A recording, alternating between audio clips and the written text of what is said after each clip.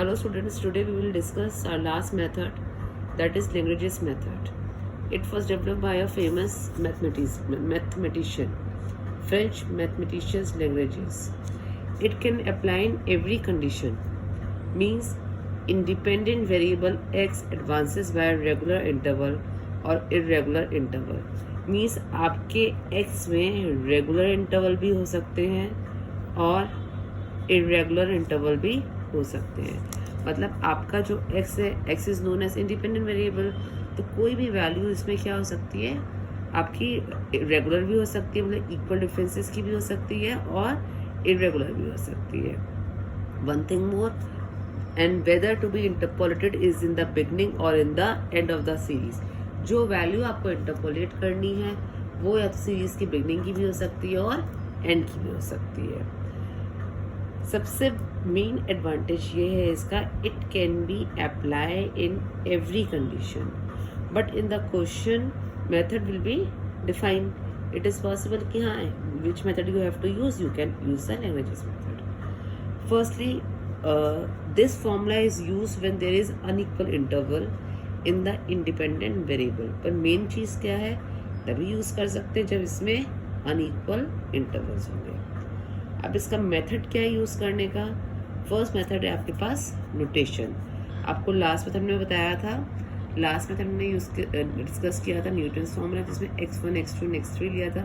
Same as आपको भी क्या करना है, x0 x1 x2 x3 independent variable को और डिपेंडेंट वेरिएबल को y0 y1 y2 and y3.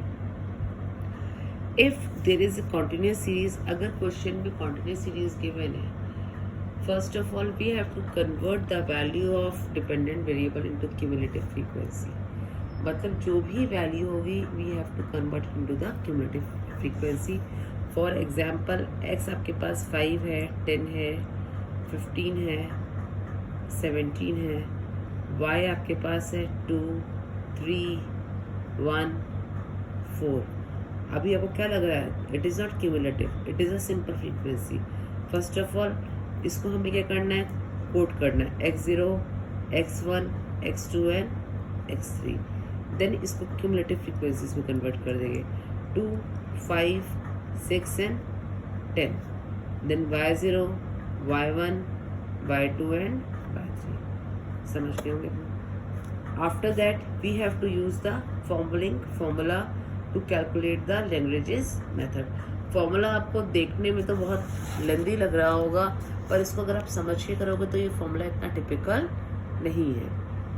देखिए, first of all Y X क्या है, आपको किस चीज़ की x की वैल्यू को इंटरपोलेट करना है, ठीक है. देन y0 जो आपके पास है.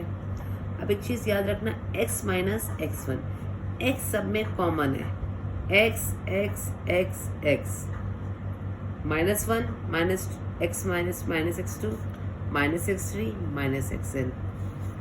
जो यहाँ आपने 0 ले रखा है, ये यहाँ पर आपका x0 आ जाएगा.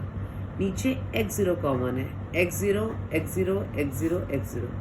जो ऊपर आप प्लेस कर रहे हैं minus x1 minus x1 minus x2 minus x2 minus x3 minus x3 minus xn minus xn. ये हमेशा याद रखना कि अब इसकी x रेज टू x की पावर 0 कहीं दोनों में माइनस नहीं होगी. अगर x0 माइनस x0 कर देंगे तो वैल्यू क्या चली जाएगी आपकी, ये इन्फिनिटी चली जाएगी, क्योंकि वैल्यू तो क्या आ जाएगी, 0 आ जाएगी.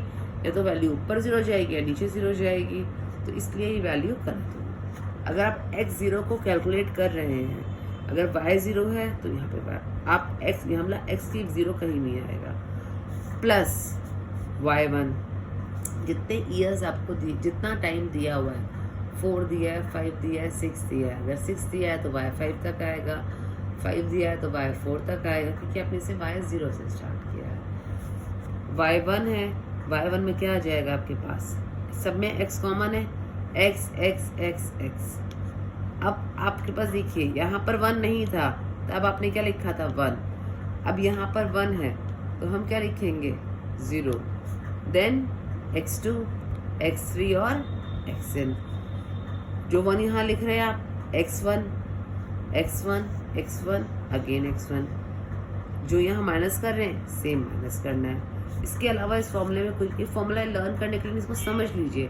अगर y2 है तो y2 में देख लीजिए, y2 में से मतलब x2 कहीं भी माइनस नहीं हो रहा, x2 माइनस x2 कहीं भी माइनस नहीं हो रहा, तो x minus x0, x minus x1, x minus x3 up to x minus xn, same as x2 minus x0, x2 minus x1, x2 minus x3 up to x2 minus xn up to yn, मतलब n तक कोई भी value हो सकती है। और यहाँ last में क्या आ जाएगा n minus.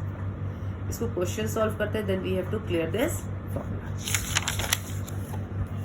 From the following information interpolate the premium payable at the age of 35 की एज में हमें क्या कैलकुलेट करना है, प्रीमियम करना है।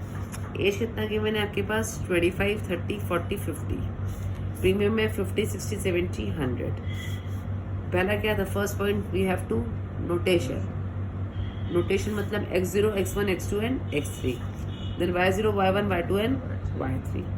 अब हमें क्या इंटरपोलेट करना है, 35, मतलब x is equal to 35, x की वैल्यू क्या हो जाएगी 35। फॉर्मूला क्या है, yx हो जाएगा, y0 x minus x1, x minus x2, x minus x3।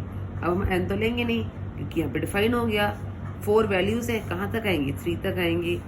जो x0 है यहाँ 0, 0, 0, यहाँ 1 ले रहे हैं, यहाँ पर 1, यहाँ पर 1 और यहाँ पे 1, x1, x1, x1, x minus x0। अब देखिए यहाँ मैंने कहीं पर भी x माइनस x1 को नहीं लिया, अगर मैं इसको लूँगी तो ये गलत हो जाएगी क्योंकि इस वैल्यू तो हमें ऑलरेडी y1 की गिवन है, x1 हम यहाँ नीचे ले रहे हैं। अगर x1 माइनस x1 मैं यहाँ माइनस कर दूंगी तो क्या रह जाएगा, ये 0 हो जाएगा। जब ये 0 हो जाएगी तो वैल्यू क्या हो जाती है, इट बिकम्स इन्फिनिटी, क्वेश्चन हमारा सॉल्व नहीं हो पाएगा। Same as y2 x minus x0, formula लिख दिया सेम। अब जो वैल्यूज हैं वैल्यूज को हम इसे पुट कर देंगे।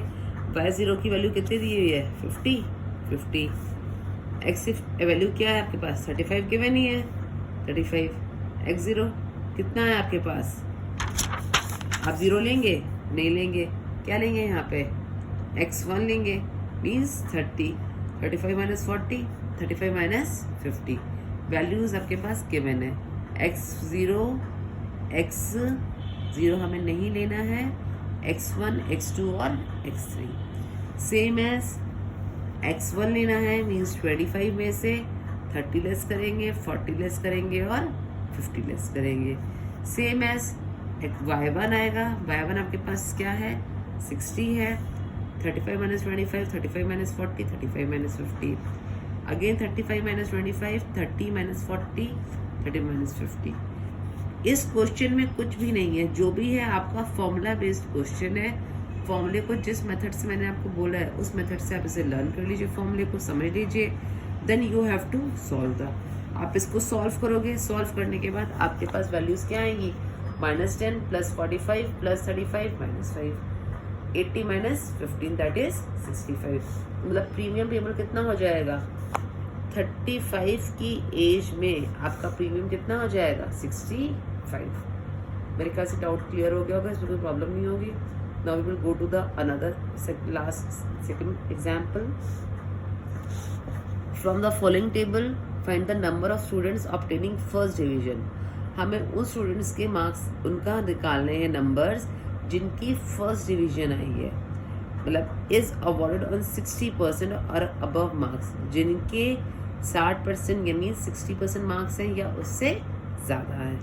मार्क्स ऑब्टेन कितने में से हैं 75 में से, मतलब 0 से 20 स्टूडेंट्स ऐसे हैं जिनके 20 नंबर आए हैं, 20 से 30 इतने जिनके 15 आए हैं, 30 से 50 कितने हैं 25 आए हैं, 50 to 70 कितने हैं 15 आए हैं। अब उसके बाद आपके पास क्या आएगा, CF कैलकुलेट करेंगे आप। CF कैलकुलेट में कैसे करा, 20, 35, अगेन क्या आया, ऐड करा 35 + 25, 60, then 16 plus 15 is equal to 75. At last आपके पास CF आ गई 75. अब क्या कह रहा है ये, हमें 60% मार्क्स चाहिए. अब क्वेश्चन को आपको सेम जो मेथड हमने कैलकुलेट करा है फॉर्मूला, उसके अकॉर्डिंग सॉल्व करेंगे.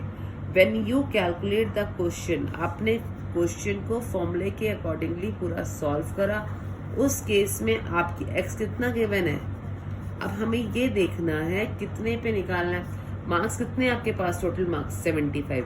75 में 60% कितना होता है, 45. मतलब अब हमें ये देखना है कि कितने स्टूडेंट्स आपके पास ऐसे हैं जिसके the marks obtained are out of 75 and the 60% of 75 is 45.